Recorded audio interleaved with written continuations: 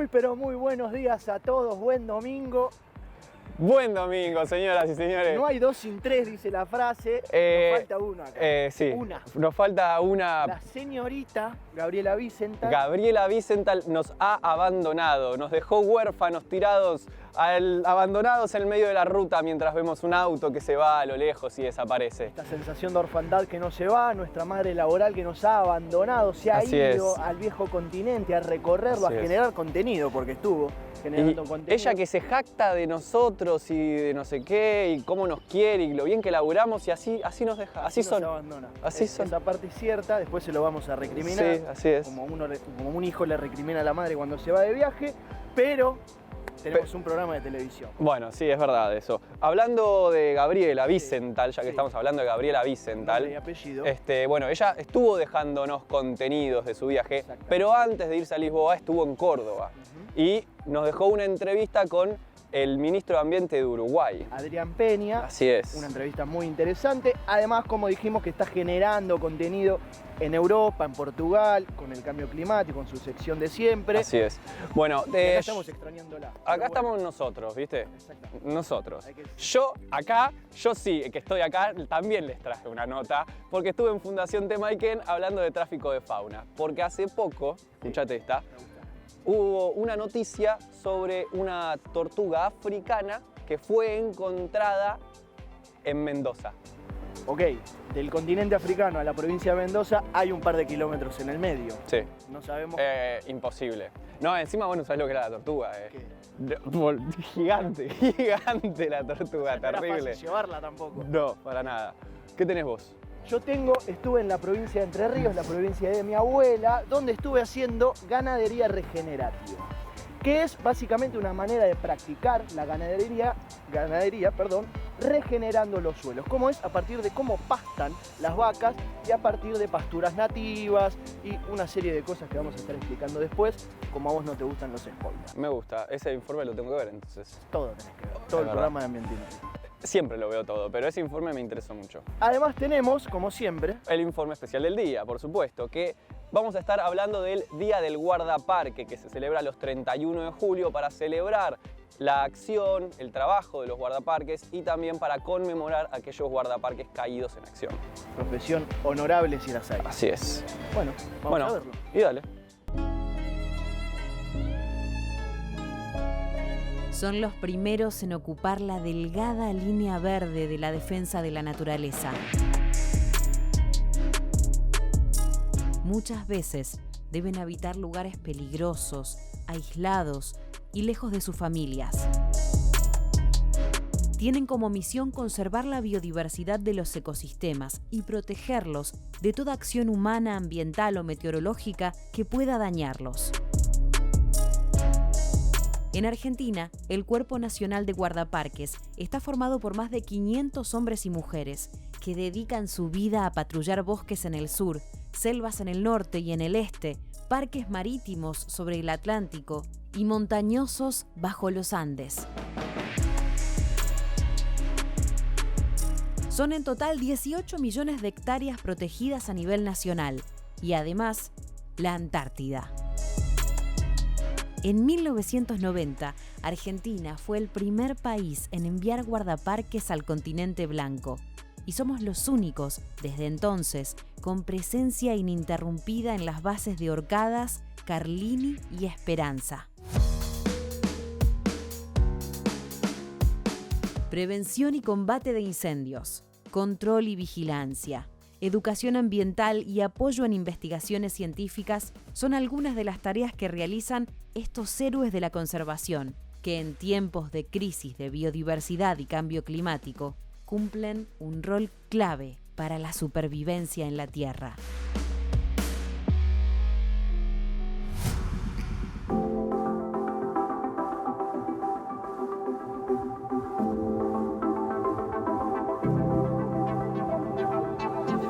Bienvenidos a la ciudad de Córdoba, bienvenidos a La Docta, al centro de la República. Ambiente y Medio está en esta ciudad para contarles sobre lo que se desarrolló hace alrededor de un mes, que fue la segunda edición de la Cumbre Mundial de Economía Circular. ¿Por qué es importante para nosotros entender y saber sobre economía circular? Porque tenemos que salir del paradigma de la economía lineal, que es producir, usar y tirar, hacia la economía circular. Y como dijo el viceministro de Ambiente, que estuvo disertando en esta cumbre, en esta segunda edición de la Cumbre Mundial de Economía Circular, es importante que la economía circular sea una política pública para que de una buena vez por todas se puedan erradicar los más de 5.000 basurales abiertos que tiene Argentina. Hoy en Ambiente y Medio entrevistamos al ministro de Ambiente de la República Oriental del Uruguay. Es político y empresario. Fue diputado nacional y senador electo de la República Oriental del Uruguay. Desde 2020 es ministro de Ambiente del país hermano. Conversa hoy con nosotros Adrián Peña. Bueno, estamos acá en Córdoba y gracias Adrián, ministro Adrián Peña, ministro de Ambiente de Uruguay. Un placer para nosotros tenerte en el programa. Y lo primero que te preguntaría es, ¿cómo está Uruguay en relación a la cuestión ambiental? Bien, bueno, gracias por la oportunidad, es un gusto. A ver, Uruguay no es un país con grandes problemas ambientales, es un país que ha tenido escaso desarrollo industrial, entonces los grandes temas vinculados al ambiente tienen que ver con compatibilizar, digamos, todo lo que es el desarrollo productivo del país, que es muy importante, porque esa es la base de nuestra economía. Recién lo comentaba, nuestro país es un exportador de alimentos, el 80% de la producción de carne se exporta, el 70% de la producción láctea se exporta. Entonces, nosotros estamos produciendo alimentos para 10 veces nuestra población y la atención mayor, digamos, se da en tratar de ordenar eso. Luego, en materia industrial tenemos los efluentes industriales controlados. Más del 80% de los efluentes industriales están controlados hoy en tiempo real por el Ministerio de Ambiente. Es una cifra récord, digamos, en la región, incluso comparado con países desarrollados. Y bueno, creo que el gran desafío es ese. Luego tenemos problemas urgentes, ¿no?, que son los que tienen que ver con la gestión de residuos, claro, en los que estamos avanzando de manera rápida, aplicando una ley que le da rango precisamente legal a la responsabilidad extendida del productor, es decir, el residuo de responsabilidad de quien lo produce o de quien lo importa, en definitiva de quien lo integra al mercado. ¿Ustedes ya tienen ley? Tenemos ley y a su vez estamos sacando los decretos reglamentarios de esa ley. Okay. Por tanto, ya la responsabilidad extendida está en las cubiertas, en los neumáticos, en los residuos hospitalarios, está en los envases de agroquímicos, ¿no? Y ahora se incorpora a los envases comunes, digamos, donde tenemos una escasa recuperación, con 2 decretos que obligan a tasas altas de recuperación a los industriales, 30% de recuperación en el año 2023 y 50% en el año 2025. Bien. A su vez estamos por sacar un decreto que ordena lo que tiene que ver con los residuos de aparatos eléctricos y electrónicos. Con los RAE. Los RAE, que son 40.000 toneladas en Uruguay. Supongo que para Argentina son cifras ridículas, pero para Uruguay... bueno, cada país tiene sus habitantes y tal cual. Y a su vez un decreto para los residuos de obra de construcción. Gran parte de los residuos de obra de construcción pueden transformarse en arenados y volver a nuevas construcciones. Bueno, en todo eso venimos avanzando de manera muy rápida, aplicando un plan que fue una construcción colectiva. La ley establece la obligación de que esto tenga un plan, una hoja de ruta. Bien. Trabajamos un plan al año 2032, es el horizonte, con una evaluación dentro de 5 años, pero ese plan lo trabajamos con 8 ministerios más y con los gobiernos departamentales, que son de todos los colores políticos. Está bien, fue un plan transversal, podemos decir. Y a eso sumamos a las universidades, a la central sindical, a las cámaras empresariales, y luego de un año tenemos plan. Ahora, en Argentina fue muy difícil lograr la ley de envases, acá se llama así, porque hubo bastantes situaciones conflictivas con aquellos que hacen los envases. Digamos. Sí, a ver. Digamos, con los productores. En Uruguay, ¿tienen algún conflicto en ese sentido? La tensión existe, obviamente la ley primero y los decretos que estamos sacando después han sido resistidos, pero hay una fuerte decisión política de avanzar en ese sentido. y hoy ellos, los empresarios, digo, tienen claro que mientras esté este ministro no va a haber marcha atrás en esas resoluciones y esos decretos. Allí está el respaldo, en mi caso, del presidente de la República para poder aguantar todas esas presiones y que hoy en realidad yo creo que esta discusión terminó, porque en febrero de este año la Cámara este año que pasó, 2022. En el 2022, Sí. en febrero de este año, la Cámara presentó un plan para alcanzar las metas que establecimos por decreto. Bien. Te corro un poco del tema Sí. de la economía circular, de los residuos y te llevo a las energías renovables. Uruguay, ¿cómo está posicionado en ese sentido y cómo están en cuestiones de transición energética? Bien, la primera transición energética fue un éxito. Uruguay tiene el 98% de su energía eléctrica en base renovable. Sí. Hidroeléctrica, eólica, solar, y también tiene un componente muy importante de base de energía renovable en biomasa. Entonces, en ese sentido, somos de los mejores países del mundo, estamos entre los 5 mejores países del mundo y somos el segundo con cantidad de energía eólica y solar después de Dinamarca. O sea que en ese sentido Uruguay tiene una ventaja. También surge de una cuestión muy particular que Uruguay tiene, es que no tiene hidrocarburos. Entonces tuvo que ir armando su matriz en base renovable porque no tenía el recurso en realidad. Entonces hoy, sobre esa base, escalamos a este lugar. De todos modos, hay que seguir avanzando. El 60% de las emisiones de CO2 son del transporte. Allí la transición al hidrógeno en vehículos de carga y vehículos de transporte es muy importante. Tenemos nuestra estrategia nacional de hidrógeno verde.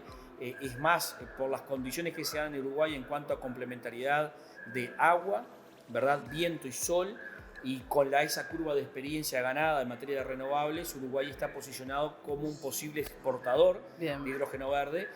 Ahora te vuelvo a correr, pasamos de la cuestión residuos, energías renovables. El turismo a veces es precioso, pero genera muchas problemáticas. Ustedes presentan Uruguay como Uruguay natural. ¿Cuánta conciencia tienen los propios uruguayos de sostener esa naturaleza tan bonita que ustedes tienen y brasileros, argentinos, paraguayos que invadimos esas playas en los veranos, ¿no? Ese es un gran tema. Creo que los uruguayos esto lo entienden, lo sienten, pero hay allí una tensión entre el desarrollo, el inmobiliario, por ejemplo, y la preservación. ¿No? Hoy tenemos un arco de playa, qué sé yo, por decirte, desde pasando José Ignacio hasta el Chuy, casi virgen todavía, que se preserva prácticamente como originalmente era. Pero el resto del territorio ha tenido un avance impresionante en materia de construcciones. ¿Qué pasa? Toda esta zona turística tan linda que a los argentinos les gusta tanto, es una zona que hace 60, 70 años tuvo un plan de fraccionamientos. Cuando se fraccionó no se conocía nada, por ejemplo, sobre el cambio climático. Claro. Entonces resulta que zonas que habría que preservar y no tocar para mantener la belleza del lugar, hoy son propiedad privada. Y avanzar sobre eso es muy complicado, porque el derecho a la propiedad es un derecho consagrado en la Constitución y es de los más cuidados. Entonces, allí tenemos un problema y permanentemente tenemos desde el Ministerio de Ambiente conflictos entre desarrollos inmobiliarios que no podrían estar por cuestiones ambientales, pero que sí tienen un derecho de propiedad adquirido. Hay allí todo un tema y yo creo que Uruguay se debe una gran discusión con respecto a sus costas. Mirá, el 72% de la población de Uruguay vive en las costas, ¿no? Y el 60% de los ingresos de turismo del Uruguay son de nuestras costas. Entonces allí tenemos todo un desafío de cómo preservamos esa riqueza, cómo la cuidamos y cómo logramos, obviamente, el desarrollo económico que es necesario para sobrevivir. La ultimísima, cambio climático. ¿Cómo, tienen ley? No tenemos ley de cambio climático, pero sí tenemos, Uruguay fue de los primeros países con medidas tempranas de mitigación. Tiene su NDC con objetivos ambiciosos el año 2025, la contribución nacional determinada, que eso es lo que cada país debe cumplir, y estamos construyendo en este 22 nuestra NDC al año 30. Bien.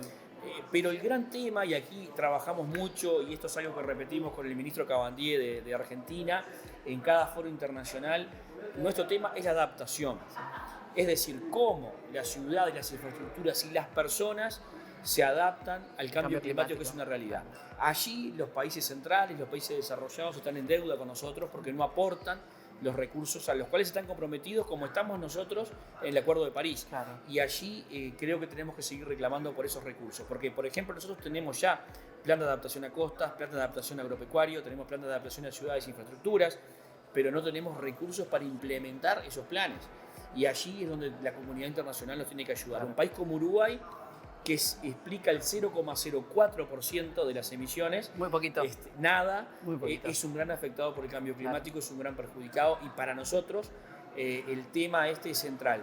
Nosotros aspiramos a lo que denominamos paridad política entre mitigación y adaptación. Hay que reducir emisiones, bárbaro, pero hay que ayudar en materia de adaptación. Muchas gracias, Adrián. Con mucho gusto. Un gustazo para nosotros. Y a la orden, y supongo que para los cordobeses también tenerte acá. Así que... Fantástico lo que están haciendo, la verdad que lo de Córdoba, como decimos en Uruguay, la sacaron del estadio. Muchas gracias y nosotros seguimos con más Ambiente Radio.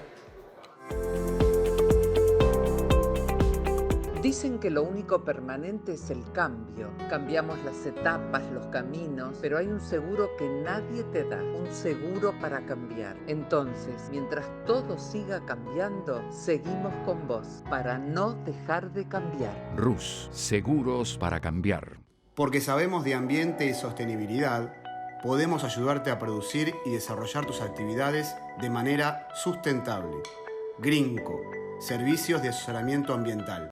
Más luz en Morón. Ya instalamos 10.000 nuevas luminarias LED para tener espacios públicos más lindos y seguros. Sin pausa, estamos renovando toda la iluminación de la comuna. Municipio de Morón, corazón del oeste. En RBA Ambiental nos dedicamos al cuidado, la protección y la preservación del medio ambiente. Recolectamos y reciclamos en nuestra planta modelo aceite de cocina usado por el sector gastronómico y lo transformamos en biocombustible. RBA Ambiental. Soluciones para remediar el planeta.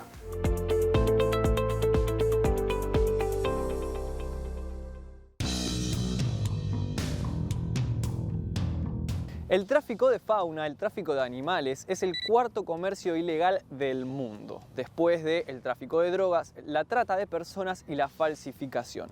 Por año mueve entre 15.000 y 20.000 millones de dólares. Las personas involucradas son desde aquellos cazadores que se dedican a extraer animales de su hábitat hasta coleccionistas quienes crían animales para poder venderlos o para llevárselos a sus casas en ciudades y domesticar animales silvestres que nunca deberían haber salido de su hábitat. Por eso es que hoy acá estamos en Escobar, en la Fundación Temaiken, que actúa como uno de los principales refugios para animales víctimas de tráfico. Las consecuencias en los animales del tráfico ilegal son realmente severas. Van desde lesiones físicas, ya que se encuentran hacinados en pésimas condiciones en todo el proceso. Desde la extracción hasta el momento de la venta del animal están en pésimas condiciones, tienen problemas de nutrición también, ya que son alimentados por comida de humanos en muchos casos, no por el alimento que obtienen ellos en su hábitat natural. Y también hay problemas de comportamiento, podríamos decir lesiones psicológicas, ya que los animales dejan de comportarse como el propio animal por el contacto con humanos y por acostumbrarse a estar fuera de su hábitat, y esto hace que en muchísimos casos este animal después no pueda volver a reintroducirse en su propio hábitat. Hace poco, acá a Temaiken, trajeron una tortuga africana que encontraron en la ciudad de San Rafael, Mendoza. Después pasó a un parque en Mendoza y ahora está acá en Temaiken, Escobar. ¿Cómo llegó una tortuga africana a Mendoza? Nadie lo sabe. Pero para hablar del proceso que tienen que atravesar los animales para recuperarse, y en particular también de esta tortuga, hablamos con Natalia de Fundación Temaiken.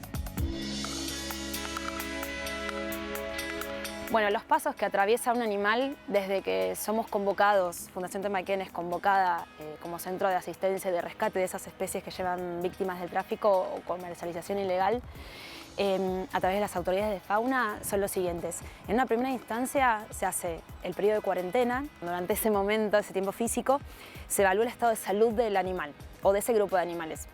Durante ese tiempo también se hacen chequeos médicos, consisten en extracciones de sangre, chequeos físicos corporales, como está el plumaje, el pelaje, el tegumento, bueno, cómo está la piel, si tiene lesiones el animal.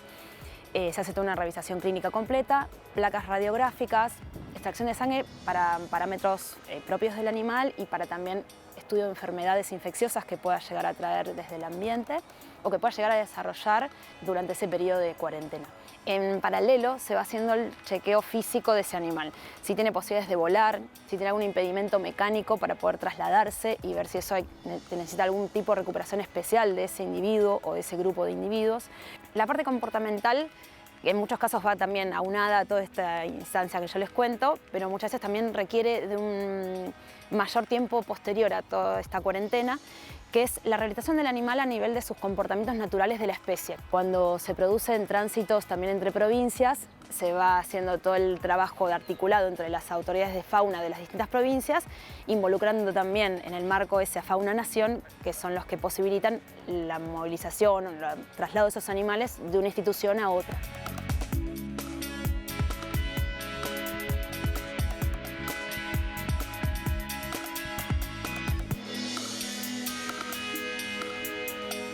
Esta tortuga tiene la particularidad de tener un gran tamaño, un gran porte.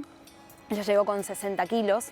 Es una tortuga de gran tamaño. Es una tortuga herbívora que bueno, ahora lo tenemos integrada y consociada con otra especie africana que ya teníamos en el parque. Ella ya terminó su cuarentena y ahora está viviendo con tortugas leopardo que son de su mismo hábitat original, que es África. Ella ya transitó su parte de física de estudios, de cuarentena, y comportamentalmente es un animal que se manifiesta como una tortuga realmente silvestre.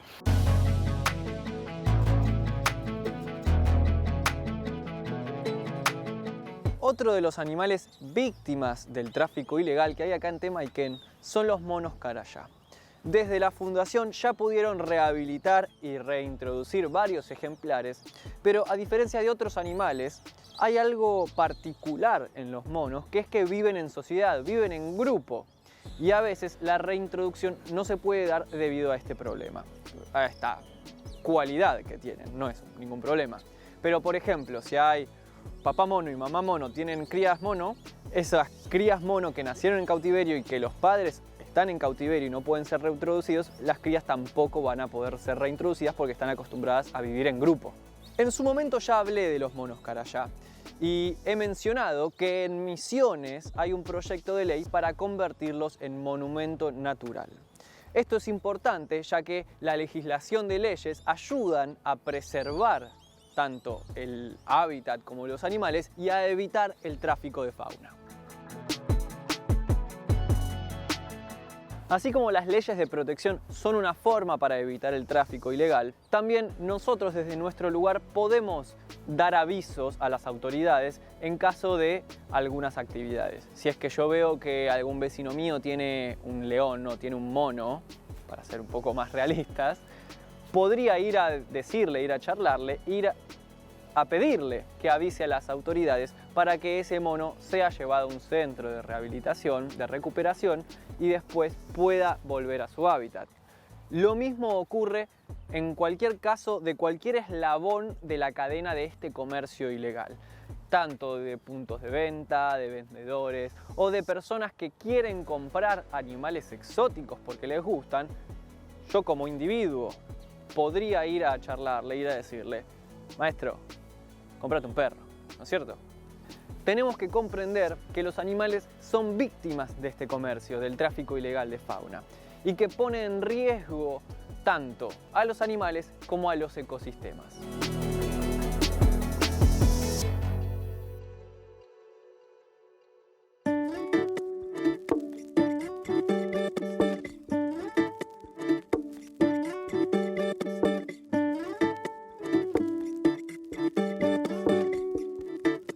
El Parque Nacional Los Arrayanes está ubicado en el departamento Los Lagos, en la provincia de Neuquén. Comparte con el Parque Nacional Nahuel Huapi una única unidad de conservación y manejo, cuyo centro administrativo se sitúa en la ciudad de San Carlos de Bariloche. La reserva representa una muestra de la ecorregión del bosque andino norpatagónico. El clima es frío y húmedo, con intensos y constantes vientos. El valle en el que se ubica es de origen glaciar y limita hacia el oeste con la cordillera de los Andes. En las inmediaciones del lago puede verse el gran bosque de arrayanes australes y otras especies como el coihue o el ciprés. La fauna es muy rica y abarca tanto especies de hábitos acuáticos como aves del bosque como el chucao o el pájaro carpintero. Junto al agua puede verse al guillín, un lobito de agua que se encuentra en grave peligro de extinción y que en el parque está extremadamente protegido.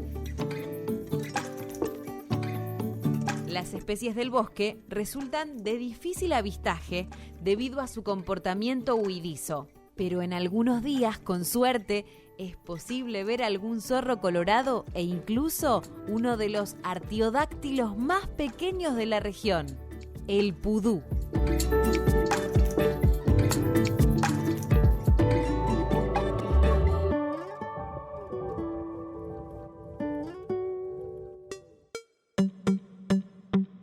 Si sos docente o estudiante, ya podés ser parte de Ecoaula Digital, la plataforma educativa de la Fundación Ambiente y Medio. En Ecoaula Digital vas a encontrar contenidos creativos, valiosos y aplicables en la educación ambiental, con mucho material didáctico y gratuito. Ya está disponible nuestro curso, El Mundo de la Basura. Una puerta de entrada al conocimiento del mayor desafío ambiental de la Argentina, la gestión de los residuos. El Mundo de la Basura, un curso dinámico y divertido en formato audiovisual para saber más sobre temas como la economía circular, la obsolescencia programada, las 5 R's y el compostaje en casa. Te invitamos a sumarte. www.ecoauladigital.org. Seguimos con más Ambiente y Medio, periodismo en perfecto estado de conservación.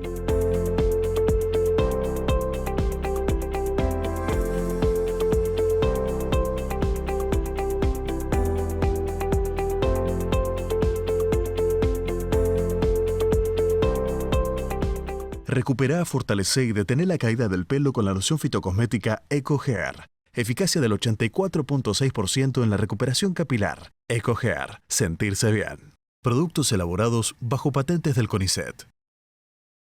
Estar cuidados es estar listos para prevenir, estar capacitados para asistirte y estar cerca cuando nos necesites. En Pilar estamos más cuidados. Pilar presente con futuro.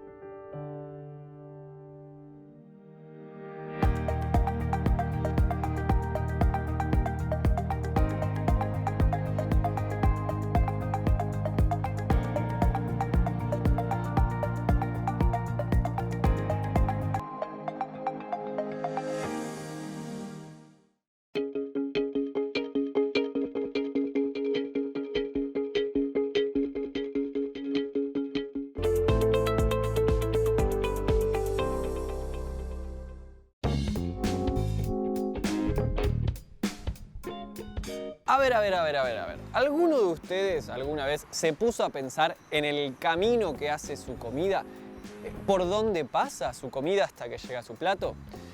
Bueno, en la mayoría de los casos, la comida hace un camino muy largo y pasa por muchas manos. A esto le llamamos la cadena alimentaria, la cual, en muchos casos, deberíamos acortar. Para darles un ejemplo, la más común y la más larga es el agricultor, al transporte, a empaque y distribución, al supermercado, a nuestra casa. Y ahí en el supermercado a veces hay delivery en nuestra casa.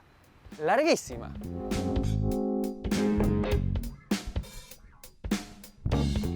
Hay varios problemas con tener una cadena alimentaria tan larga. El primero y más obvio es el valor. En cada eslabón se le va agregando un poquito más de valor a los alimentos, es decir, sube más el precio. Pero por otra parte, la parte que nos compete más a nosotros, es que se gasta más energía. Se gasta más energía en transportar tanto el alimento de un lugar al otro en vez de llevarlo directamente de la producción a tu casa. Que de esta forma hay un montón de beneficios, acortando la cadena alimentaria.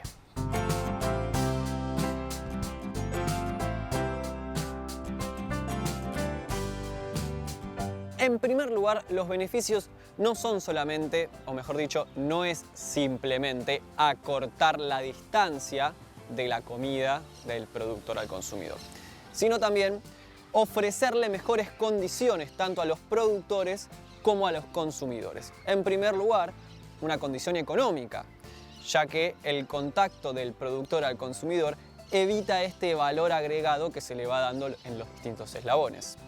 En segundo lugar, mejora mucho la calidad alimentaria, mejora la calidad de los alimentos, ya que están menos tiempo trasladándose en reposo, amontonados, acumulados, y pasa directamente de la producción a tu estómago.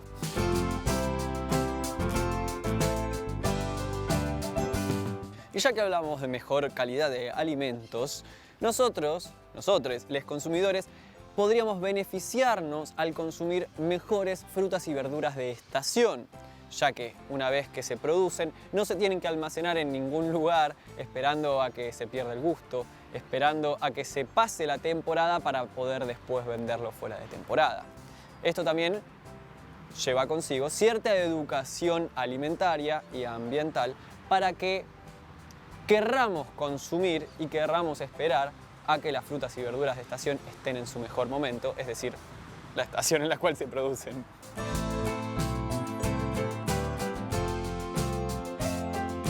Todavía hay un beneficio del cual no les hablé, y es el beneficio ambiental que tiene acortar las cadenas alimentarias. Ya les mencioné igualmente que una cadena larga necesita mucha energía. Acortando la cadena, no solamente necesitas menos energía, sino que emitís menos gases de efecto invernadero. ¿Por qué? Bueno, porque una cadena muy larga deja una huella de carbono muy larga, una cadena más corta deja una huella de carbono mucho menor.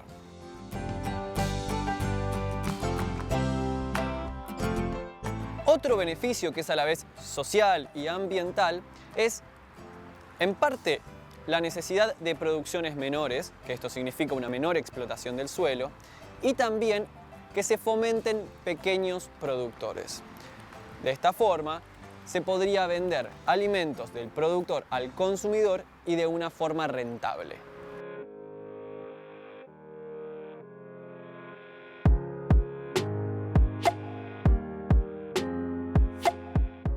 Si bien es cierto que en las grandes ciudades es más complejo conseguir pequeños productores cercanos, hay formas en las que, por ejemplo, se empiecen a generar cordones frutihortícolas. En la ciudad de La Plata ya se empezó a generar, hay pequeños productores agrupados en las cercanías de la ciudad, como una especie de zona, ponele, semirural, para poder vender directamente o al mercado o a los consumidores. De hecho, pequeños productores, ya lo he dicho en este programa, empezaron a vender en el mercado central de Buenos Aires.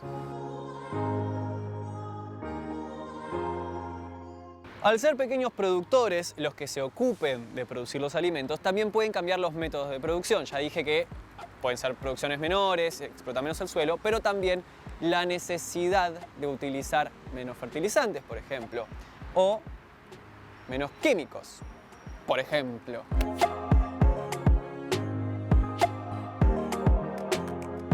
Y hablando de menos químicos, algo que estuvo muy bueno que se empezó a generar en estos últimos años es la producción agroecológica y la venta de bolsones agroecológicos. Esa también es una forma de acortar la cadena alimentaria.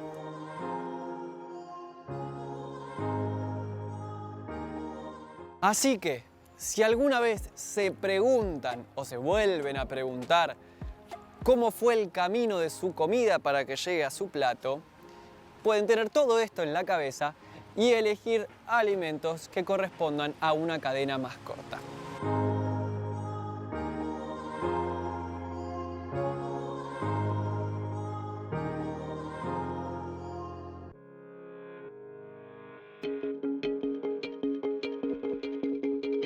Damas y caballeros, el que avisa no traiciona. Y yo les avisé que este año íbamos en busca de más viajes, íbamos en busca de recuperar totalmente ese espíritu viajero y aventurero que no solamente caracteriza Ambiente y Medio, sino a todos los amantes de la naturaleza, que seguíamos en busca de federalizar o seguir federalizando el programa, así que señoras y señores, les doy la cálida bienvenida a la provincia de Entre Ríos, la provincia de mi abuela. Estamos en la localidad de Gualeguaychú, más precisamente en el campo San Luis de Open. Todos sabemos a esta altura del partido el perjuicio y el daño irreparable que ha provocado en nuestro planeta la ganadería tradicional, dañando los suelos, contaminando el agua, emitiendo cualquier tipo de gases de efecto invernadero a la atmósfera. Todo eso provoca la ganadería tradicional y hoy, señoras y señores, venimos a traer una especie de alternativa. Vamos a presentar la ganadería regenerativa, así sabemos de qué se trata.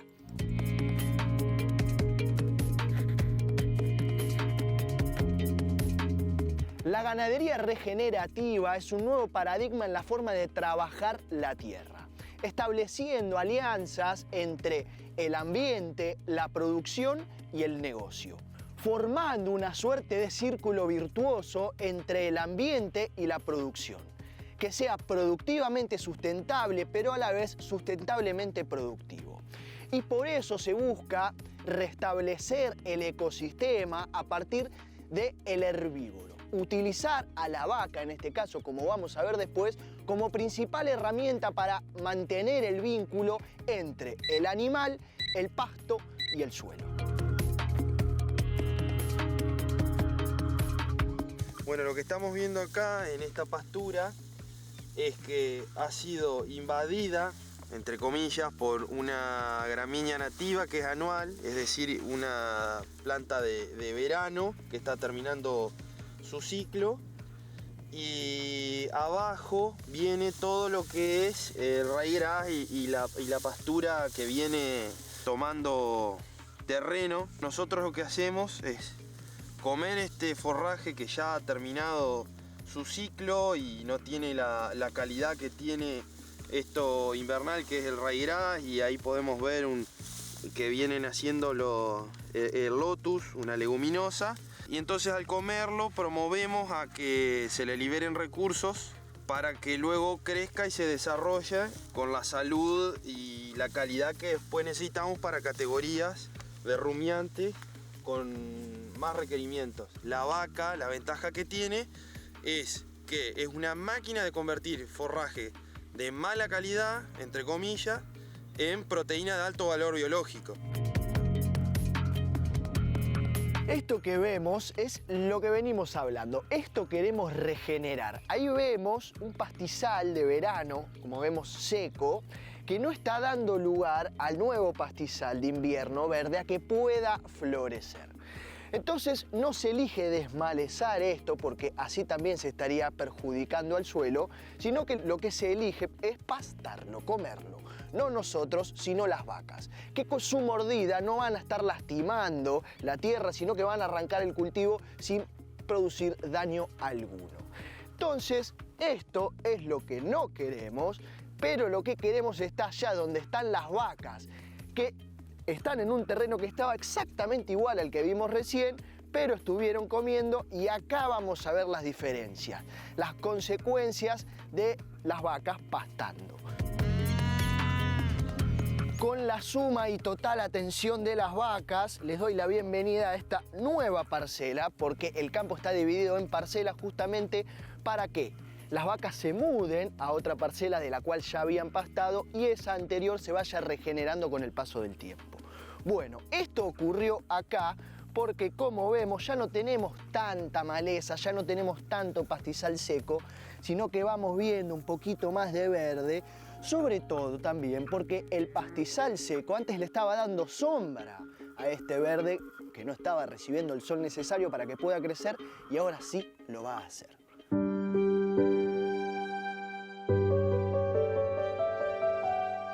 A las vacas se las mantiene en estas parcelas rodeadas de un alambre eléctrico que no les permite escapar, y a medida que va pasando el tiempo van ganando voracidad y empiezan a competir entre ellas a ver quién come más. Es por eso que la cantidad de días que se deja a las vacas pastando es sumamente importante, porque si las dejas mucho tiempo se comen absolutamente todo.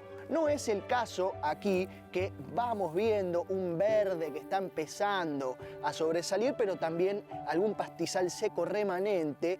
Caso contrario es este lugar que te estoy por mostrar. Esta que vemos es la parcela contigua a la que estábamos viendo recién. Y como pueden observar, aquí en el piso ya tenemos menos pastizal seco, menos pastizal verde sorprendiendo y tenemos un terreno mucho más desnudo. Bueno, acá las vacas se zarparon, o mejor dicho, no se las sacó en el debido tiempo que debían hacerlo. No se las mudó de parcelas en el momento que sí debían, sino que se las dejó tan solo un día más. Y en un día más los cambios son absolutamente visibles. Esto no está perdido, no es el fin del mundo, este campo se puede recuperar, simplemente va a tardar un poco más en crecer este verde y en brotar, pero vale la pena mostrar la diferencia. Ganadería regenerativa, señoras y señores, que no solamente se consigue pastando y comiéndose el pastizal malo y viejo, sino también a partir de la orina y el excremento. Porque las vacas no reciben ningún tipo de producto químico, todo lo que consumen es natural, por lo tanto, el pis y la caca funcionan como un abono para la tierra. Una vaca adulta es capaz de llegar a tomar 60 litros de agua. Una vaca adulta con un ternero llega hasta los 90 litros. Imagínense la cantidad de pis que hace una vaca por día, imagínense 800. Toda esa orina funciona como abono para la tierra y lo que también funciona como abono son estas montañitas, como decía yo, de lo segundo. Tanto la parcela en la que estábamos antes como esta, que no es la anterior, vemos, nuevamente podemos encontrar este tipo de pastizal seco. Algo importante, importantísimo para remarcar es que en este campo funcionaba antes la agricultura. Es decir, podíamos encontrar seguramente algún monocultivo más la utilización de algún producto químico que, por supuesto, repercutía y dañaba no solamente el campo, sino la calidad de la tierra y el suelo. Esta ganadería regenerativa consta básicamente de recuperar esa buena calidad del suelo a partir de renovar pasturas. Y eso da lugar también a que estos cultivos nativos puedan volver a crecer en este lugar donde antes lo hacían naturalmente, donde las vacas también pueden alimentarse de manera orgánica y este verde también va a funcionar como fomento y como generación de mucha biodiversidad.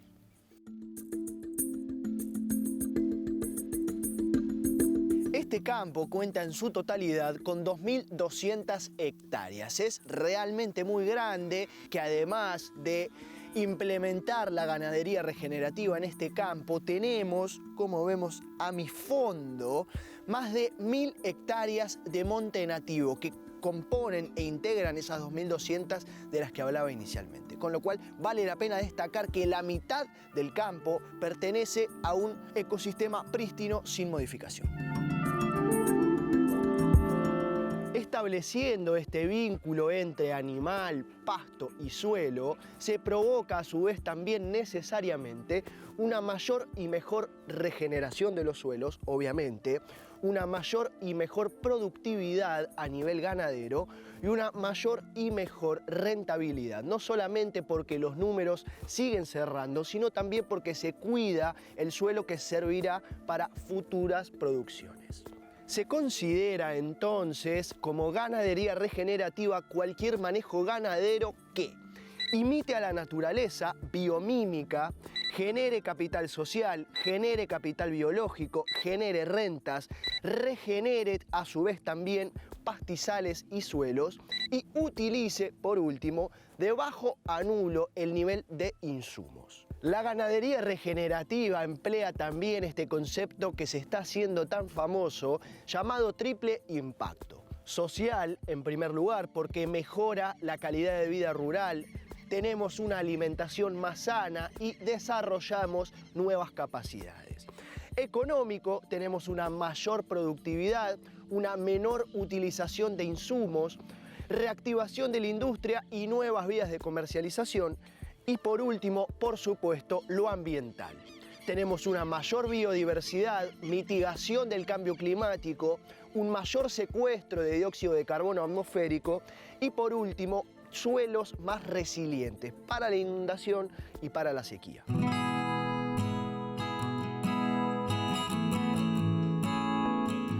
Uno de los principales y más importantes puntos de la ganadería regenerativa es que convierte a los pastizales en bombas de carbono. Las plantas, los pastizales, los yuyos verdes que crecen en su correcta estación y en su óptimo estado, fijan el dióxido de carbono.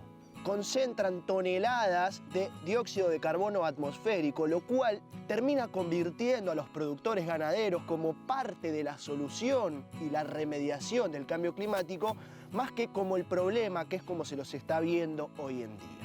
El campo San Luis de Open recibe su nombre gracias a Juan Pablo Open, así que los invito a escuchar al dueño del campo. En términos productivos y económicos, la diferencia con respecto a otras explotaciones es que mucha gente con un sistema tradicional, cuando implanta una pastura, toma el lote enmalezado o viene de otro sistema y aplica herbicidas para no tener competencia, necesita sí o sí aplicar fertilizantes químicos. Toda esa acumulación de químicos en la tierra hace que haya menos diversidad, menos fertilidad, menos materia orgánica. Todo eso hay que comprarlo, en general está dolarizado y crea una dependencia permanente. Uno puede tener una pastura muy interesante porque ve el resultado inmediato por todo lo que le puso, pero al año siguiente lo va a tener que volver a hacer. Permanentemente va a estar dependiendo de ese insumo. En el caso nuestro, que no dependemos de esos insumos, que serían esa tecnología de insumos, nosotros lo reemplazamos por tecnologías de procesos, donde el animal cumple las veces de herbicida porque come a fondo. Y a su vez en ese mismo proceso que está comiendo, está bosteando y orinando, donde nos está aportando nitrógeno, fósforo, materia orgánica, está inoculando el suelo. Come lo que le gusta, lo que no le gusta. De esa manera, muchas especies que no son tan interesantes las debilita para que la otra tenga más chances. Y no dependemos de tener que comprar cosas en un corralón que estén dolarizadas, sino que en todo ese proceso el animal va engordando, con lo que hace más rentable nuestro negocio. La ganadería regenerativa es, a fin de cuentas, una nueva metodología de producción ganadera. Nos contaba Juan Pablo fuera de cámara que las posibilidades o las maneras de producir son infinitas y que todo se limita a la imaginación, a la capacidad y a la voluntad. Por lo pronto, en este campo se está empleando una nueva forma de producir, la cual también forma parte como una solución frente al cambio climático, y eso por lo pronto se festeja. Esperamos entonces que haya más campos que se animen no solamente a esta metodología, sino también a probar otras para encontrarle la solución o una solución a este gran problema de contaminación que es la producción ganadera y gran contribuyente al cambio climático.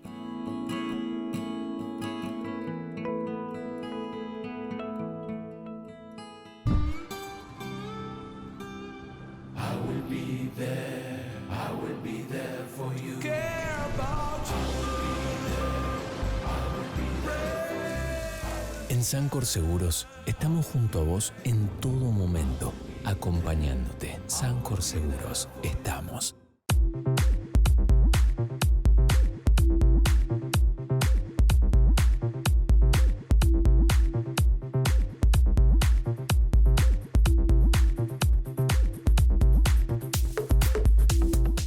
Las más variadas cervezas artesanales. La mejor gastronomía, el paseo que necesitas. Vení a Posadas, la capital del norte argentino. Gobierno de Misiones. DEISA, con más de 200 plantas instaladas en Argentina y Latinoamérica, es la empresa líder en el diseño y fabricación de maquinarias y equipamientos para la recuperación, transformación y valorización de los residuos sólidos urbanos. DEISA, la mejor alternativa tecnológica en soluciones ambientales.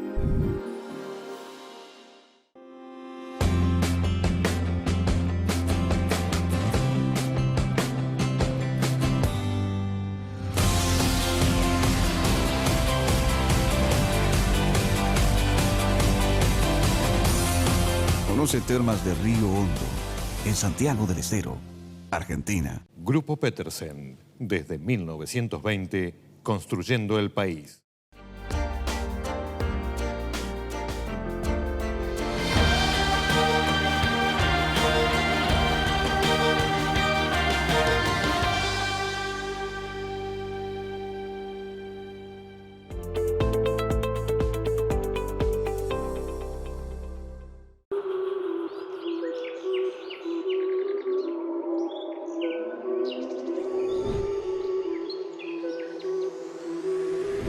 Este es el oso de anteojos.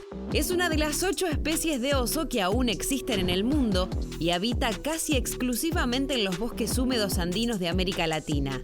Pero hasta el siglo pasado vivía también en las sierras pampeanas de San Luis y de Córdoba. Para vivir construye plataformas en las ramas de los árboles, como si fueran nidos. La causa de su extinción ha sido la pérdida de los bosques de neblina en los que vive, producto del desmonte y los cada vez más recurrentes incendios forestales.